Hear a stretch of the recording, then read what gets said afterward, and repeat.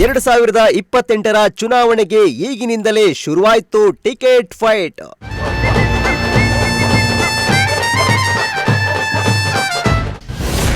Ticket ಸಿಗದಿದ್ರೆ ಪಕ್ಷೇತರ ಅಭ್ಯರ್ಥಿಯಾಗ್ತೀನಿ ಎಂದ G Narayan.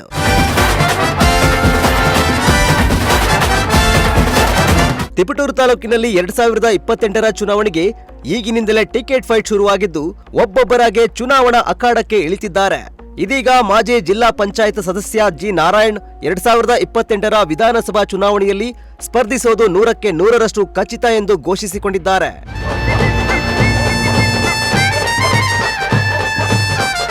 ಇನ್ನು ತಿಪಟೂರಿನ ಹುಳಿಯಾರು ರಸ್ತೆಯ ಟಿಎಂ ಮಂಜುನಾಥ ನಗರದಲ್ಲಿರುವ ತಮ್ಮ ಗೃಹ ಕಚೇರಿಯಲ್ಲಿ ಪತ್ರಿಕಾ ದಿನಾಚರಣೆ ಅಂಗವಾಗಿ ಪತ್ರಕರ್ತರನ್ನ ಸನ್ಮಾನಿಸಿ ಮಾತನಾಡಿದ ಅವರು, ಕಳೆದ 18-19 ವರ್ಷಗಳಿಂದ ತಾಲೂಕಿನ ಜನರೊಂದಿಗೆ ನಿರಂತರ ಸಂಪರ್ಕ ಹೊಂದಿದ್ದು, ಸಾರ್ವಜನಿಕರ ಪ್ರೋತ್ಸಾಹದಿಂದ ಚುನಾವಣೆಗೆ ಸ್ಪರ್ಧಿಸುವ ನಿರ್ಧಾರ ಕೈಗೊಂಡಿದ್ದೇನೆ.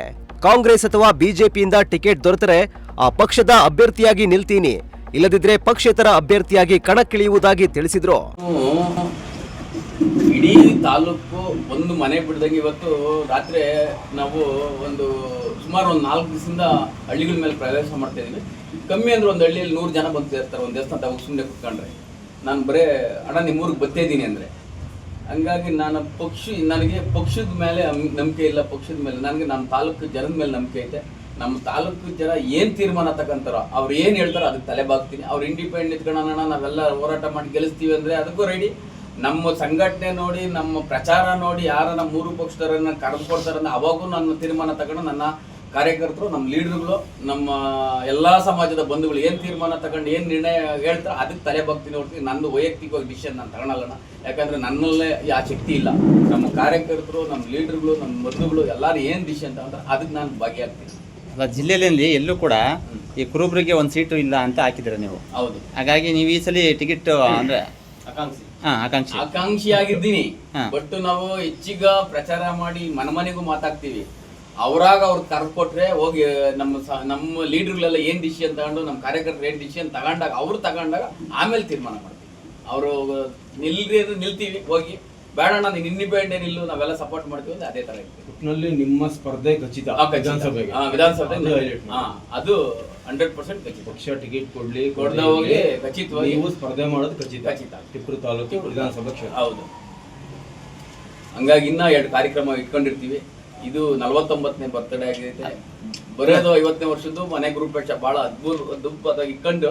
ಇನ್ನು ಜುಲೈ 27ರಂದು ತಮ್ಮ ಜನ್ಮದಿನವನ್ನ ಅರ್ಥಪೂರ್ಣವಾಗಿ ಆಚರಿಸಲು ತಾಲೂಕಿನಾದ್ಯಂತ ಹಲವು ಸಾಮಾಜಿಕ ಕಾರ್ಯಕ್ರಮಗಳನ್ನು ಹಮ್ಮಿಕೊಂಡಿರುವುದಾಗಿ ತಿಳಿಸಿದ್ದು, ಸರ್ಕಾರಿ ಶಾಲೆಗಳ ವಿದ್ಯಾರ್ಥಿಗಳಿಗೆ ಉಚಿತ ನೋಟ್ಬುಕ್ ವಿತರಣೆ, 10,000 ಮಹಿಳೆಯರಿಗೆ ಬಾಗಿನ ಸಮರ್ಪಣೆ, ಎಸ್ಎಸ್ಎಲ್ಸಿ ಪಿಯುಸಿಯಲ್ಲಿ ಹೆಚ್ಚು ಅಂಕ ಗಳಿಸಿದ ವಿದ್ಯಾರ್ಥಿಗಳಿಗೆ ಗೌರವಧನ ಹಾಗೂ ಪತ್ರಕರ್ತರು, ವಕೀಲರು ಹಾಗೂ ಅಂಗವಿಕಲರಿಗೆ ಸನ್ಮಾನ ಕಾರ್ಯಕ್ರಮ ಆಯೋಜಿಸಲಾಗಿದೆ ಎಂದರು. 13,000 ಮಕ್ಕಳಿದ್ದಾರೆ.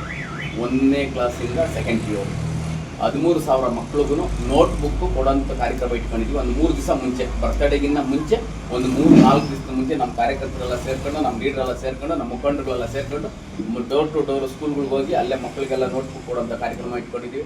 ಆಮೇಲೆ ಅದಕ್ಕೊಂದಾಗಿ ನಮ್ಮ ಹೆಣ್ಮಕ್ಳು, ನಮ್ಮ ಅಕ್ಕ ತಂಗಿದಿರು, ನಮ್ಮ ತಾಯಿಯಂದಿರು, ನಮ್ಮ ಎಲ್ಲರಿಗೂ ಒಂದು ಉಡುಗೊರೆ ಕೊಡಬೇಕು ಅಂತ ಕುಂತ್ಕೊಂಡು ಡಿಸ್ಕಷನ್ ಮಾತಾಡಿದಾಗ ಏನೋ ಒಂದು ಉಡುಗೊರೆ ಕೊಡೋಣ ಅಂತ ಕೇಳಿದಾಗ ಅವ್ರು ಹೇಳಿದ್ರು, ಇಲ್ಲ ಹೆಣ್ಮಕ್ಳಿಗೆ ಒಂದು ಬಾಗಿನ ರೂಪದಲ್ಲಿ ಒಂದು ಸೀರೆ ಕೊಡೋಂಥ ಕಾರ್ಯಕ್ರಮ ಇಟ್ಕೊಳ್ಳೋಣ ಅಂತ ಹೇಳಿದಾಗ ಈಗ ಒಂದು 10,000 ಹೆಣ್ಮಕ್ಳಿಗೆ ಸೀರೆ ಕೊಡೋದು ಇಟ್ಕೊಂಡಿದ್ದೀವಿ.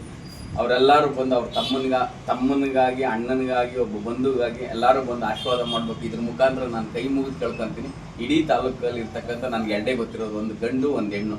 ಎಲ್ಲರೂ ಬಂದು ನನಗೆ ಆಶೀರ್ವಾದ ಮಾಡೋಗ್ಬೇಕು ಅಂತ ಹೇಳ್ಬಿಟ್ಟು ಇದ್ರ ಮುಖಾಂತರ ಕೈ ಮುಗಿದು ಕೇಳ್ಕೊಂತೀನಿ. 27ನೇ ತಾರೀಕು ಮಿಸ್ ಮಾಡ್ದಂಗೆ 11 ಗಂಟೆಗೆ ನಮ್ಮ ಮನೆ ಮುಂದೆನೇ ನಡೀತದೆ ಫಂಕ್ಷನ್ನು. ಮಂಜುನಾಥ್ ನಗರ ನಮ್ಮ ಕಚೇರಿಯ ಮುಂಭಾಗದಲ್ಲೇ ಈ ಕಾರ್ಯಕ್ರಮ ಹಮ್ಮಿಕೊಂಡಿದ್ದೀವಿ. ಎಲ್ಲರೂ ಬರಬೇಕು ಅಂತ ಕೇಳ್ಕೊಂತೀನಿ. ಆಮೇಲೆ ಒಟ್ನಲ್ಲಿ 2028ರ ಚುನಾವಣೆಯಲ್ಲಿ ಸ್ಪರ್ಧಿಸಲು ಜಿ ನಾರಾಯಣ್ ರೆಡಿಯಾಗಿದ್ದು, ಸಾಮಾಜಿಕ ಕಾರ್ಯಕ್ರಮಗಳ ಮೂಲಕ ಜನರ ನಡುವೆ ಮತ್ತಷ್ಟು ಸಕ್ರಿಯರಾಗಲು ಮುಂದಾಗಿದ್ದಾರೆ. ಕಿರಣ್, ಪ್ರಜಾಶಕ್ತಿ ಟಿವಿ, ತಿಪಟೂರು.